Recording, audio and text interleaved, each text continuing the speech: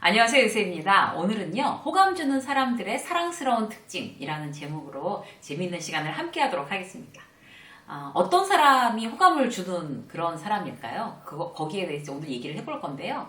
그 전에 잠깐 이제, 저를 고백하자면, 제가 회사에 있을 당시에는 제 이미지가 어땠나 하면 너무 까칠하다. 대표적인 이미지가. 수십 년간 그랬었던 것 같아요. 너무 까칠하다. 그리고 한 번 잘못했다가는 뼈도 못 추릴 것 같다.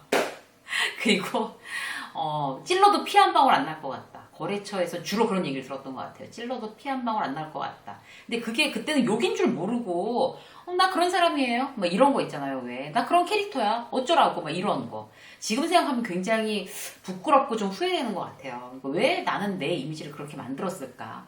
그래서 그 이후에 이제 퇴직을 하고 막 여러 가지 경랑을 막 겪으면서 인생 경랑을 겪으면서 굉장히 이렇게 뾰족뾰족 날카로웠던 점이 굉장히 단시간에 동글동글해진 것 같아요. 그리고 그 이후에 그런 거에 대해서 관심을 가진 거죠. 호감형으로 보이려면 어떻게 해야 되지? 나도 호감형이 좀 되고 싶다. 그리고 나이를 먹으면 먹을수록 이게 뾰족한 거는 굉장히 좀 나이답지 않은 거고 그나마 좀 호감형으로 바뀌어야 좀 나이다운 게 아닌가, 나이를 먹는 사람다운 거 아닌가, 그런 어떤 의무감, 강박감 같은 것도 느꼈었던 것 같아요. 그래서 그런 쪽에 관심을 많았죠. 어떻게 하면 호감형이 될 수 있을까? 일단은 좀 더 잘 웃고, 예전에는 웃지도 않았던 것 같아요. 좀 더 잘 웃고, 그리고 남한테 막 스트레이트로 막 싫은 소리 이런 거 하지 않고, 그리고 되도록이면 친절하게, 되도록이면 따뜻하게, 어떤 이런 거 있잖아요. 그러면서 라는 남들에게 호감형으로 보이는 사람들은 어떤 특징을 가지고 있을까? 이런 걸 이제 여기저기 이제 그 자료를 찾고 책에서 찾아서 오늘은 그 특징에 대해서 여러분들에게 이렇게 소개를 해드리고 싶습니다. 사실 호감형의 특징에 대해서만 얘기하려고 해도 막 시리즈로도 할 수 있을 것 같아요. 얼마나 여러 가지 그런 요인들이 있겠어요. 그런데 오늘은 그들만의 특징 중에 어떤 특별한 기술이라고 정의하고 볼 수 있는 부분에 대해서 두 가지 이제 카테고리를 나눠서 말씀을 드릴 거예요. 첫 번째 뭔가 하면 스스로 이미지 메이킹하는 기술이에요. 호감을 주는 사람들은 스스로 이미지 메이킹하는 기술이 있습니다. 분명히. 천성적으로 호감형인 사람도 있어요. 물론.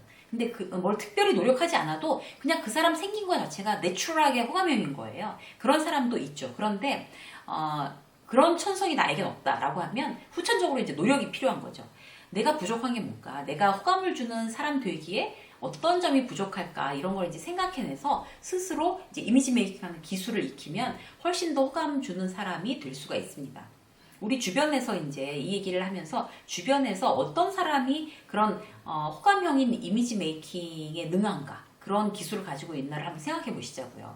일단 연예인들 쪽에서 이렇게 보면 뭐 기본적으로 안티가 없다는 뭐 유재석 씨, 그리고 또 그런 삼성증권 광고 찍는 유해진 씨, 그리고 또 막 사람들이 굉장히 좋아하고 프로그램에도 여러 군데 막 나와서 이제 그 활동하고 있는 백종원 씨, 이런 분들은 굉장히 사람들이 호감을 느끼는 사람들이잖아요. 그런 사람들이 이제 이런 사람들이 호감형. 그리고 꼭 연예인이 아니라고 그래도 내 회사에 있는 사람 중에 또 호감형들 있잖아요. 그런 사람들 한번 지금 떠올려 보세요. 그런 사람들은 어떤 공통점이 있을까? 우리 회사에 있는 뭐 김대리, 김부장, 뭐 김과장 이런 사람들 중에 호감 있는 사람들이 그 사람들이 굉장히 호감형인데 그런 사람들은 어떤 특징이 있을까? 이런 특징이 있다고 합니다. 자기 이미지를 이렇게 만드는 거예요. 진실된 사람. 진심을 가지고 진실된 사람으로 이미지 메이킹 하는 거죠. 그 사람 보면 참 솔직하다, 저 사람. 그런 사람들은 분명히 호감이 갑니다. 공통적으로. 그리고 솔직하고 진실돼 보이는 사람이 이제 신뢰하잖아요. 믿을 만한 사람이야. 이런 사람이 호감이 안 갈 리가 없죠. 그게 첫 번째 호감의 조건인 것 같아요. 그런 사람들은 남한테 억지로 잘 보이려고 하지 않아요. 굉장히 중요한 특징인데요. 그 억지로 잘 보이려고 하면 상황을 과장시키거나 또 자기가 막 거짓말을 하거나 자기가 막 이게 과하게 좀 자기를 과대포장하거나 이래야 되잖아요. 그렇게 억지로 하지 않고 그냥 이제 솔직하고 담백하게 그렇게 있는 사람, 그런 사람들이 굉장히 호감형의 첫 번째 조건인 것 같습니다. 모르면 모른다고 하고 그러면 이제 호감형이 되는 거예요. 잘못했으면 잘못했다고 즉시 말하고. 왜? 모르는 거 모르면서도 굉장히 아는 척하고 그거 내가 알지 뭐. 그 사람 내가 알지 뭐. 이런 사람들 있잖아요. 호감형 아니다. 비호감 캐릭터고요. 그리고 잘못했는데도 자존심 상해서 절대로 잘못했다고 얘기 안 하는 사람도 있어요. 정말 비호감의 가장 이제 우선적인 사람들. 자기 잘못을 미안해. 내가 잘못했네. 그건 내가 정말 잘못했어. 직장 상사 부하 직원에도 부하 직원에게 호감형이 되고 싶으면 본인이 뭔가 잘못 지시를 내리거나 어떤 후배들의 일에 있어서 이제 막 좀 비효율적으로 뭔가 이제 자기가 주도적으로 해서 그렇게 했다면 미안해. 내가 이렇게 실수했다. 이렇게 안 했으면 덜 고생했을 텐데 이건 내가 잘못했네. 라고 하는 직장 상사가 훨씬 더 존경받습니다. 더 신뢰받고요. 그래서 첫 번째 호감형 조건이 진실되고 진심인 사람, 그런 사람인 것 같아요. 또 그런 사람들은 자기가 이렇게 뭐 숨기고 감추고 과장한 게 없기 때문에 굉장히 당당해요. 당당한 모습도 호감을 줄 수 있는 가장 어떤 기본적인 그런 방법이겠죠. 자기로서는 최선을 다한 거예요. 최선 다하고 솔직하게 얘기했어. 그럼 당당한 자세가 나올 수밖에 없죠. 그런 이미지가 호감을 주는 첫 번째 이미지가 되겠습니다. 두 번째 뭔가 하면요. 가볍지 않은 사람이에요. 가벼운 사람 호감형인가요? 가벼운 사람은 호감형 아닙니다. 특히 입이 가벼운 사람, 말 많이 하는 사람, 이런 사람 호감형 되기 어렵고 사람들이 약간 경계합니다. 아니면 약간 무시하죠. 아이고 말도 많어. 늘 저렇게 말이 많아. 왜 그런가 하면요. 말이 많은 사람은 분명히 그 많은 말 가운데 실수를 하게 돼 있거든요. 실수한 사람들은 말 실수하는 사람 누가 좋아하겠어요. 효과는 안 가는 거죠. 내가 혹시 말이 너무 지나치게 많은가? 이런 거 한번 딱 체크해 보시고 만약에 지나치게 많다 그러면 말수를 줄여야 되겠다. 이렇게 생각하시면 딱 맞습니다. 그리고 사람에 대해서 신중한 거예요. 예를 들어서 이제 그 거리를 적당하게 지킬 줄 아는 거죠. 사람에 대해서. 왜 누구한테라도 이제 천천히 거리를 두고 이제 예의 있게 하는 게 굉장히 중요하잖아요. 그리고 사람 사귈 때도 그 관계 뭐 갑자기 형 동생하고 막 훅 들어오고 막 사생활 침해하고 이렇게 되는 사람들 호감 갖기 어렵습니다. 난 친하려고 그랬는데 요새 같은 경우에는 건강한 거리두기가 대단히 이제 그 트렌드예요. 그래서 누구에게도 그렇게 막 갑자기 뭐 우리가 남인데 막 형제야 막 이렇게 하는 거 별로 그렇게 공감을 사지 않습니다. 그래서 그 부분을 좀 좀 친해졌다고 막 선 넘고 반말하고 막 그러고 있지 않나 내 스타일이 그런 걸 한번 체크를 해보시면 될 것 같아요. 그 삼시세끼라는 예능 프로그램 있잖아요. 종편이나 이런 쪽에서 방송 통틀어서 예능 1위래요 시청률이. 그런데 그 삼시세끼가 왜 인기인지를 분석한 칼럼이 있어. 제가 읽어봤어요. 거기에서 이제 그 칼럼니스트는 뭐라고 써놨나 하면, 거기에 나오는 차승원 씨하고 유해진 씨가 동갑인가 봐요. 동갑이든지 거의 이제 같이 동기처럼 그런가 봐요. 그런데 서로에 대해서 이름 부르지 않고, 그리고, 야자 안 하고, 그리고 반말을 하면서도 서로 굉장히 조심해서 예의를 지키는 사이라는 거죠. 그런 어떤 사이가 그들을 더욱더 호감있게 보이게 한다는 거예요. 그러니까 손호준 씨 같은 경우도 이제 차승원 씨나 유해진 씨한테 뭐 형 이렇게 부르지 않고 선배님 이렇게 너무 예의 바르게 꼬박꼬박 선배님 부르면서도 이렇게 신뢰하고 따르는 모습, 이런 것들이 결국에 그 세 사람의 캐릭터를 굉장히 호감 있는 캐릭터로 만들어서 그 삼시세끼 그 시청률을 견인하는 한 중요한 원인이 된다고 그래서 제가 정말 그 칼럼을 보고 그렇구나, 맞구나, 그렇게 예의 있게 건강한 거리두기가 사람을 호감 있는 사람을 보이게 하는구나. 제가 참 한번 절감한 적이 있어요. 그래서 우리는 사람에 대해서 신중하고 거리를 지키는 사람, 이렇게 되려고 일단 노력하는 부분이 호감 있는 사람이 되는 굉장히 중요한 방법이고요. 그리고 남한테 뭐 쉽게 이제 가볍지 않은 사람이잖아요. 그러니까 남한테 쉽게 약속하고 뭐 장담하고 우리가 정말 이렇게 남들에 대해서 빨리 판단해서 얘기하고 이렇게 하지 않는지, 그렇게 가볍게 내가 정말 이렇게 말을 하지 않는지, 이런 것도 한번 체크해 보는 게 중요한 일일 것 같습니다. 자, 또 볼까요? 세 번째는 뭔가 하면요. 나를 갖다가 이제 호감 있는 사람을 이미지 메이킹 하는 기술. 세 번째, 긍정적인 사람. 두말할 나위 없겠죠. 부정적인 사람, 막 너무 세니컬하고 이런 사람을 이렇게 호감 있어 하지 않습니다. 그래서 드라마나 이런데 막 나쁜 남자, 굉장히 어둡고 막 이런 남자가 주인공으로 나와서 그 여자 주인공이 막 그 남자 때문에 전전긍긍하는 거는 대부분 이제 그 드라마니까 그런 거고요. 평소에는 밝고 긍정적인 사람이 더 호감을 느끼게 하죠. 그래서 밝은 이미지가 중요한데, 밝은 이미지, 긍정적이라는 거는 한 세 가지로 나눠볼 수가 있을 것 같아요. 일단 실패에 대해서 의연해야 돼요. 뭔가 실패에 대해서 의연하고 그걸 인생의 성공이야 스승으로 이제 여기는 사람, 이런 사람들이 긍정적인 사람입니다. 사업을 하다 망했어요. 이제 뭔가 이렇게 해서 막 투자해갖고 열심히 했는데 망했어요. 그러면 아, 이게 성공으로 가는 관문 중에 하나야 라고 생각하고 탁 털고 일어나는 그런 긍정적인 사람이 박수 받고 응원 받고 호감이 있는 거지. 막 이제 이 인생 끝났어, 이 생은 끝났어, 이제 난 끝났어, 더 이상 아무것도 안 할 거야 라고 해서 막 좌절하고 엎드려 있으면은 누가 아무도 호감을 갖지도 않고 도와주지도 않습니다. 그래서 그런 게 되게 중요한 것 같고요. 또 남을 탓하는 사람 있잖아요. 남 탓하는 사람들, 뭐 잘못해놓고 회사에서도 뭐 잘못되면은 마케팅 때문이야, 마케팅 김 과장 때문이야, 그 사람이 제안한 거잖아 이거 막 라든지, 아우 세일즈 영업팀의 누구 때문이야 라든지, 막 통째로 막 그거 갖고 서로 막 비난하면서 싸우는 경우, 그러면 정말 호감 안 가죠.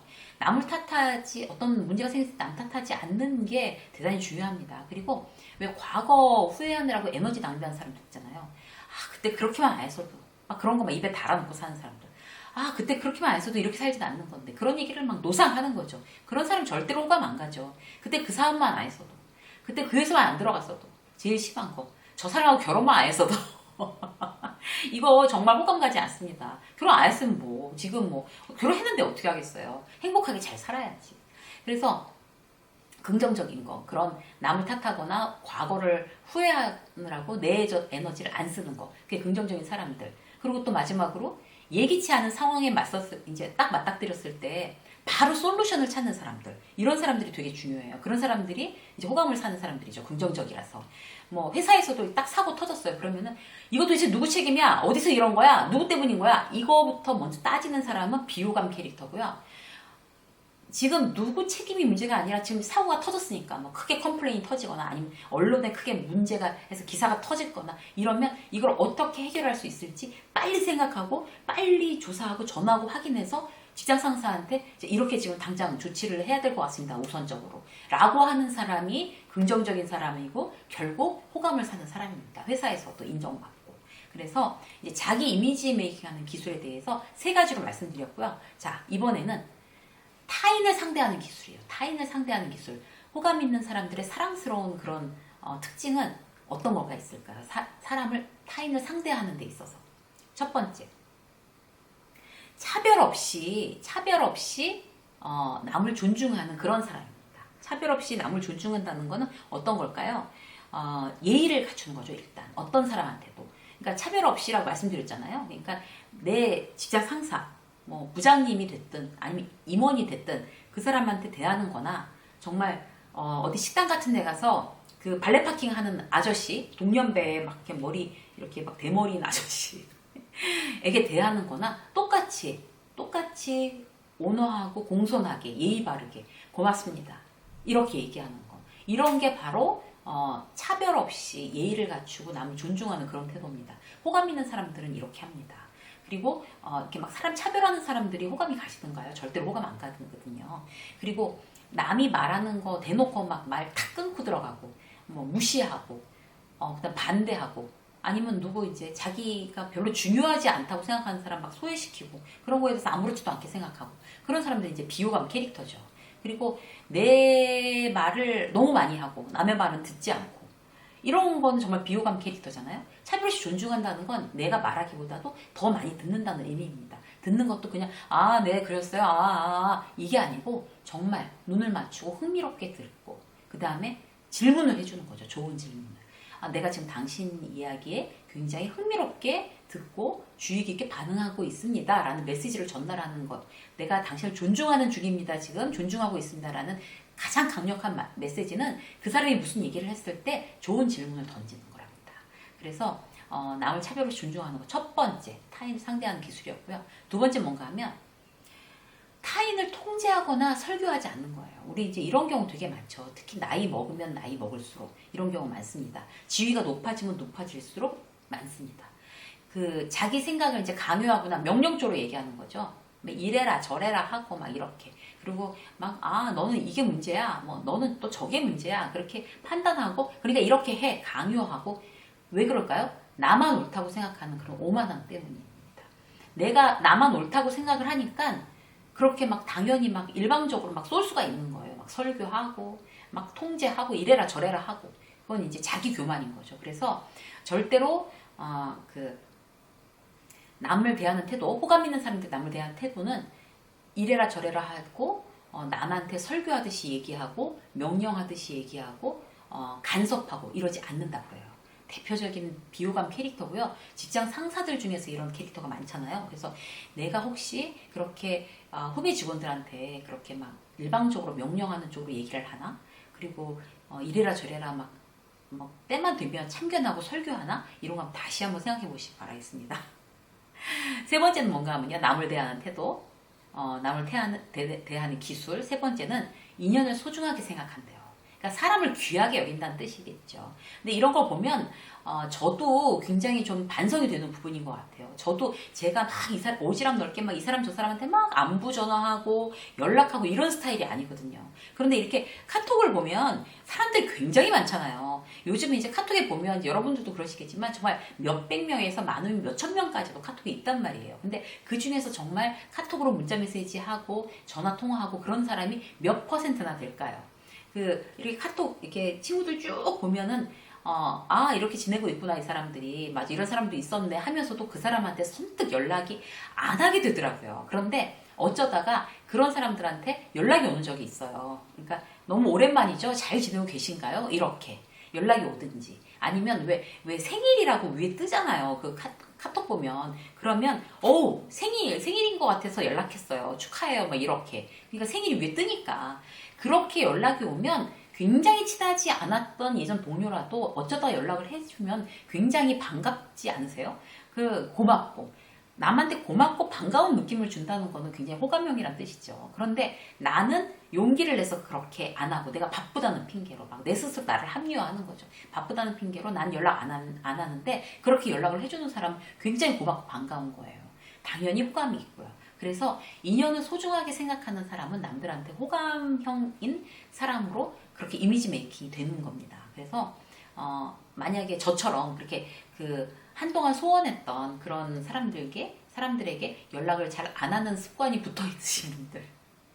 저도 이제 이 촬영 마치고 이제 제가 한 얘기는 제가 실천을 해야 되기 때문에 그걸 원칙으로 제가 삼았으니까 저도 몇 명한테 이제 연락을 해볼 거예요. 여러분들도 이 방송을 딱 보시고 그래 내가 한번 굉장히 오랫동안 연락 안 하고 있었던 지인이지만 잘 지내는지 그런 선배한테나 안부 전화를 한번 해보자, 안부 카톡을 한번 해보자 라고 마음 먹으면 훨씬 더 여러분들의 호감 지수가 올라가는 게 아닐까 그렇게 생각이 됩니다. 뭐든지요 이렇게 얘기를 듣고 그래 좋은 얘기야, 맞아 그랬지, 맞아 저 진행자가 하는 얘기가 구구절절이 맞다 이렇게 하고 탁 끝내면은 그냥 듣고 마는 거고, 이 중에서 전부 다 실천하지 못했더라도 그래 오늘 그거 하나만 하자. 예를 들어서 이제 오늘 그래 오랫동안 소원했던 사람한테 카톡이라도 보내보자.